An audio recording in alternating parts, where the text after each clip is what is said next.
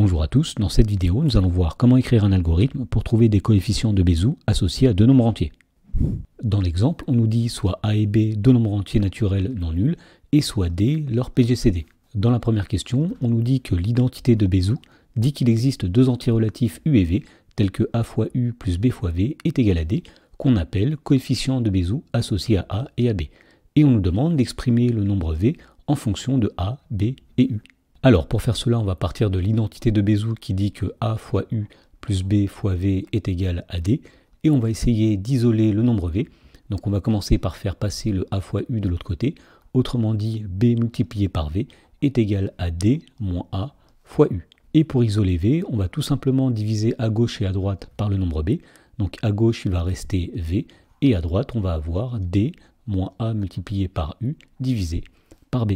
Dans la question numéro 2, on nous demande d'en déduire une condition pour que deux nombres réels grand U et grand V soient des coefficients de Bézout associés à A et à B. Alors pour que grand U et grand V soient des coefficients de Bézout associés à A et à B, il faut tout d'abord que ce soit des nombres entiers. Autrement dit, la première condition sera que le nombre grand U est un entier relatif. Donc la deuxième condition sera que le nombre grand V est aussi un entier relatif.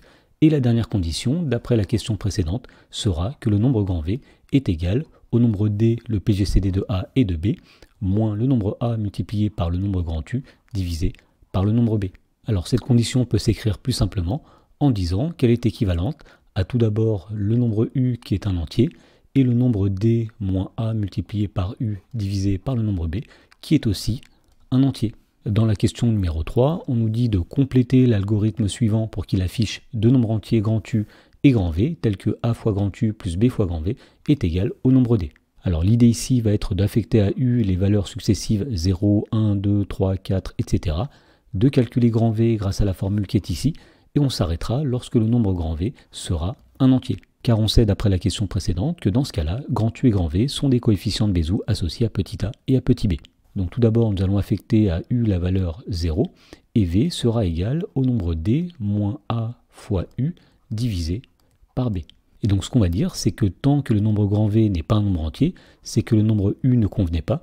Donc on va passer au nombre U suivant, autrement dit, U va prendre la valeur U plus 1, et on va calculer à nouveau la valeur de V grâce à la formule qui est ici, à savoir V qui va prendre la valeur D moins A fois U divisé par B.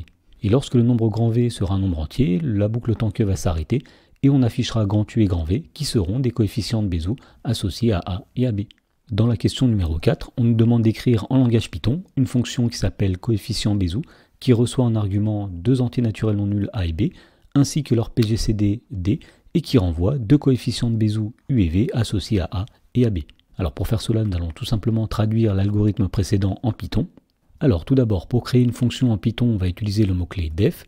Cette fonction s'appelle coefficient Bézout, et elle va prendre trois arguments. Le premier argument, c'est un nombre A, le deuxième argument, un nombre B, et le troisième argument sera le PGCD de A et de B qu'on va appeler D. Alors, dans la question 3, nous avons dit que tout d'abord, on affecte la valeur 0 à la variable U, donc U est égal à 0, et la variable V, elle, sera égale à D moins A multiplié par U, le tout divisé par B. Ensuite, on va tester tant que le nombre V n'est pas un nombre entier. Donc en Python, nous allons dire while, c'est-à-dire tant que. Et pour savoir si V est un nombre entier, on va regarder s'il est égal à sa partie entière. Donc on va dire tant que V n'est pas égal à sa partie entière, c'est-à-dire int de V, et bien dans ce cas-là, nous allons augmenter la variable U d'une unité.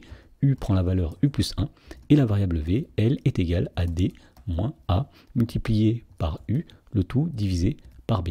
Et lorsque le nombre V sera entier, eh bien on va pouvoir renvoyer les valeurs de U et de V, qui seront des coefficients de Bézout associés à A et à B.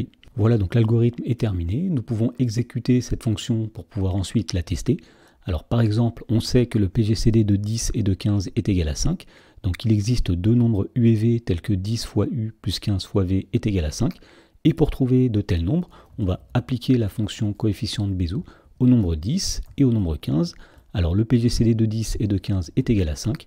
Et on trouve alors que les coefficients U et V sont U égale 2 et V égale moins 1. Et effectivement, 10 fois 2 plus 15 fois moins 1 est égal à 5.